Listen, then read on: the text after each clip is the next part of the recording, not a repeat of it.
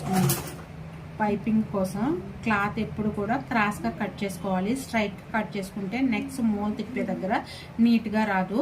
ఈ thread piping ఎలా prepare చేసుకోవాలంటే ఈ థ్రెడ్ని క్లాత్కి మిడిల్లో ఇట్లా పెట్టుకోవాలి.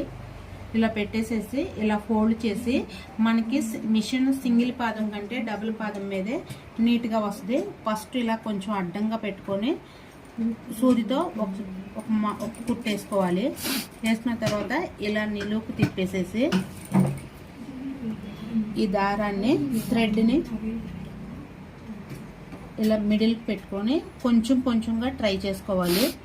ఇలా ఈ చేయి దీని మీద పెట్టేసేసి ఇది సైడ్కి ఇలా పెట్టుకొని ఇలా మనకి ఎంతవరకు అయితే థ్రెడ్ కావాలో అలా అంత పొడవున దీన్ని కుట్టేసుకోవచ్చు. చాలా దూరం తీసుకోవద్దు, జస్ట్ కొంచెం కొంచెం తీసుకోండి.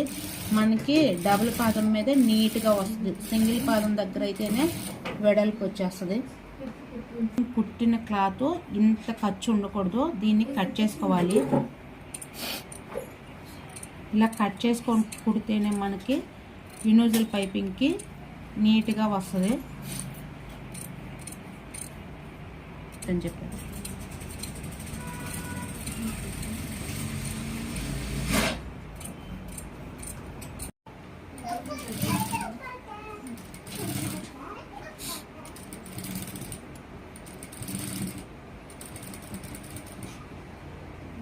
నెక్ ఏ షేప్ అవుతుందో ఆ షేప్కి వెళ్ళి ఈ పైపింగ్ థ్రెడ్ తిప్పుకొని ఇప్పుడు నీడిల్తో కుట్టు పెట్టుకోవాలి.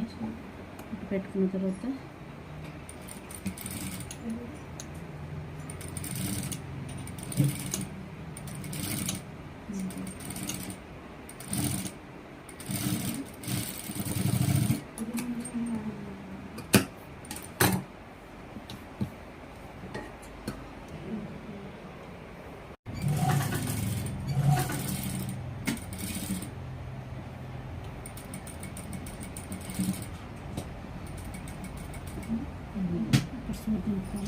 ఇది ఎలా